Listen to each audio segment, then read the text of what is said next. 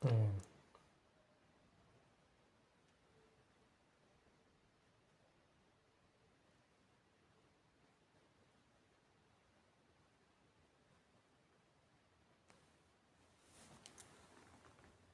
Michael Schumacher.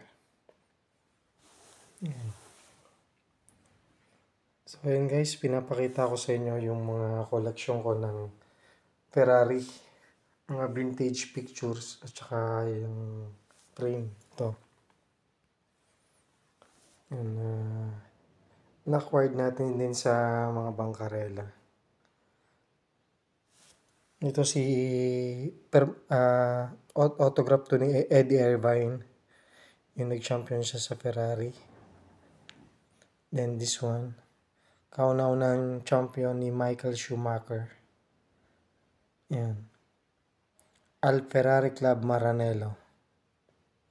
Yan yung factory ng Ferrari sa Maranello.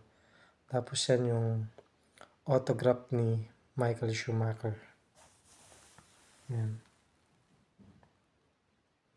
Sana gumaling na si Schumacher guys.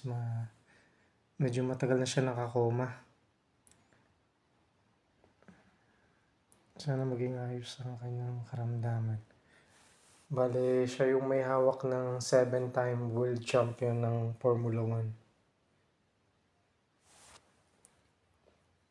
Ayun. Hanapin ko pa yung iba sa garage. Marami pa rin kasi ako nakatabi ng mga ng Ferrari. Ayun. Yung Ferrari Club Maranello. Tapos ito yung frame. Ayun. Sobrang bagong-bago pa. Talagang iniingatan ko yan. Dahil Ferrarista din kasi ako. Idol ko si Schumacher. Tsaka si Raikkonen. Ayan. Kaso wala pa akong makakita ni Raikkonen. Kahirap hanapin. Bali si Kimi Raikkonen ang last Ferrari World Champion. Nung nag-champion ng Ferrari. Ayan. As we all know naman, Michael Schumacher, the legend. Vintage Michael Schumacher. 7-time world champion ng Ferrari. Talagang dinomina ng Ferrari yung 90s at 20s. Sobrang magagaling sila. Sayang hindi naging magkalampi si Schumacher at si Raikkonen. Pero ang idol ni Raikkonen talaga si Schumacher. Ayan.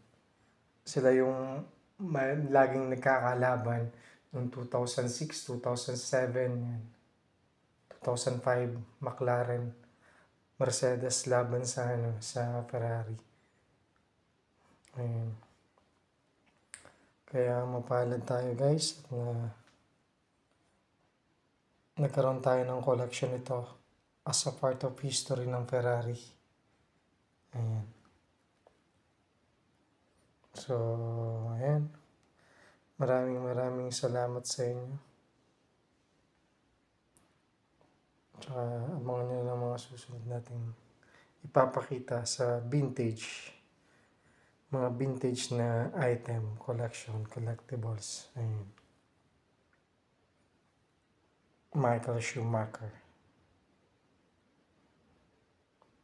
Ayan. Salamat guys. Maraming salamat. Ciao, ciao and arrivederci. Ciao.